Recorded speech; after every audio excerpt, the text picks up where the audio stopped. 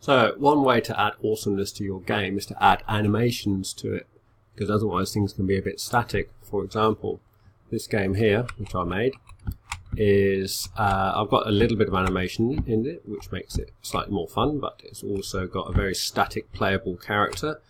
And as a special bonus, the playable character I don't even own the intellectual property for, so I wouldn't be able to use it in my game anyway. So let's get a bit of animation going on. Before we start though, just be aware that animation is typically really time consuming, and if you're going to include animation in your game, then you really need to allocate significant time for doing that in terms of your development schedule. So anyway, let's go back to this.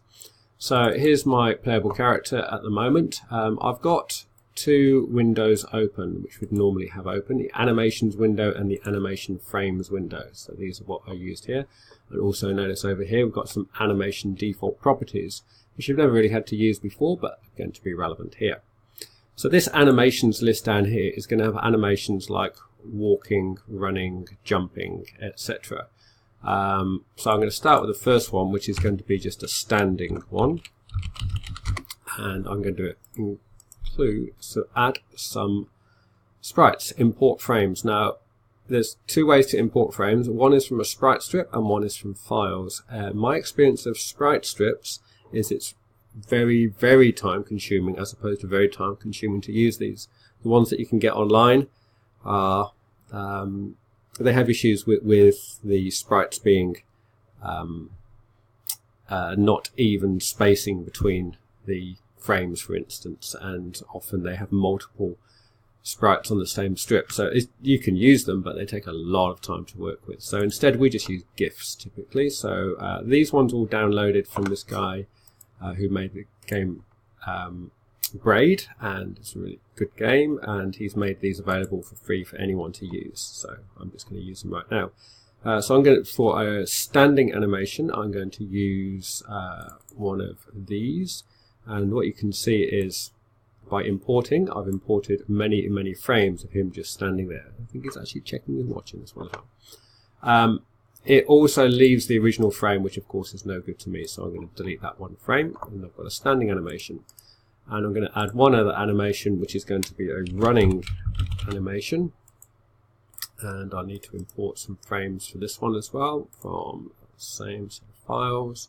So same size, running. And delete that original. Oops. I'm going to delete it. So of course, if you're very artistic, you can make your own animation frames, which is pretty awesome. And a really common thing to do is to do exactly what I just accidentally did there and say, right, I'm just going to make a slight modification from this one to the next one. So I'm just going to duplicate it, and then in this one you make the change that you want to make. But I don't have the skills for that. And also, in all honesty, this little window here is not a very powerful editor, and unless you're doing stick figures, you probably want to be in a different application. So Adobe Animate would be a typical one for doing animations, which you can then export as GIFs and then import into Construct too. But that's beyond the scope of what I'm interested in this course. So we've got a standing animation and a running animation. So the next thing is to actually, we need to also check while we're here, the collision boxes on these ones. So you can see they're all the same one. So I'm going to do the usual thing on this one of guessing the polygon shape, and it's given me a shape. My experience, the best thing is to have kind of a flat base on these, and you couldn't guess the polygon shape for all of them, but what I'm going to say is, how do we apply to whole animation? Yeah, so they've all got that same collision box. Otherwise, what you find is if you've got a different collision box for the different frames, as it moves around the screen, or as the animation cycles through, you often get a little bit of jitter as the collision box kind of moves against the ground or whatever else you've got. So I better do that for running animation as well. This is a typical one where that would be problematic. So I'm just going to make the base a bit lower, and then the rest of it I'm going to apply to whole animation, and that will do fine. So these animations also need a speed, and we need to say whether they loop or not. Running, I'm definitely going to have as looping, and also standing I'm going to have as looping as well. And we'll see how 5 goes. In fact, probably the best thing to do now is just to close that and see what it looks like. So, looks like, at the moment, nothing, because I haven't done something. I wonder what. Let me just put, I wasn't paying much attention there. Of course, it's a standing animation, so it doesn't look like he's actually doing anything. But if I actually run, you can see he is actually doing something. I do want him, he is sort of wiggling a little bit. He's fidgeting. It's a fidget animation, I seem to remember. So we need to add in some running animations, and this is where we head to triggers. So if I go to my event sheet and add an event for this player, so we've got a whole bunch of things that we can do. One, we've got animations, and these can be useful on finished is often useful. So when an animation is finished, you can check which one it is, and then you can perhaps add a different animation. So for instance, if you do a jumping animation, so he jumps, and then when he's finished you can check and see if he's still in the air, and if he's still in the air then you would perhaps change to a falling animation. Anyway, and down here we've got animation triggers as well. So we've got on jump, on moved, on stopped, on landed, on fall, and of course we've all got the other things as well. Is moving, is jumping, is on floor, etc. So we have to think about how we might be able to use those. I'm going to go with the animation triggers. So I'm going to say on moved, and I'm going to add the action player animations start an animation. Where's animations in here? Set animation, and I called it a sensible name. I called it running, didn't I? And I'm also going to say player animation trigger on stopped. I'm going to say set animation to standing. Done. And I'm also going to do the mirror thing as well. So keyboard. Have I got a keyboard in this yet? I don't. Add a keyboard. The event sheet. Keyboard. On key pressed. If it's the left key.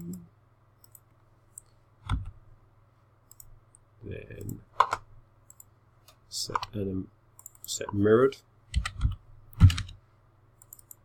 It's the left key, I want it mirrored, and Control C, Control V, change that to right arrow, change that, oops, change this to not mirrored.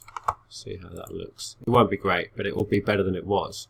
So here I am standing, and then I'm running, and then it's a bit slow, isn't it? Let's go and fix that. So if I go back into here, we've got to the speed up here. I'm going to go with, like, I don't know, 30 frames per second. Not 30 frames per second. That's for the standing one. And for the running one, I'm also going to go with 30 frames per second. See how that looks. So standing is a bit more dynamic, and then I'm running left and right. Still running in the air, so I think I need to have an extra animation for jumping and running. What becomes awkward with this, and it's a 10-minute video already, so I'm not going to go into it, is when you have many different kinds of event, such as standing, walking, running, falling, etc., how they happen. So for instance, I've managed to stuff this up at certain points, so he's running now, so I need to because that he got reset his position. I took my finger off the key. So you have to kind of check: is he in the air? Is he just landed? Is he running? And it can be quite fiddly to set the exact state of the animation. In fact, there's a whole system that, for example, Unity has for state changes between the different animations that you do. It's often, for a Construct 2 game though, you can get something that's good enough with not too much effort, so long as you don't have too many animations and you're not too fussy about how it's going to look.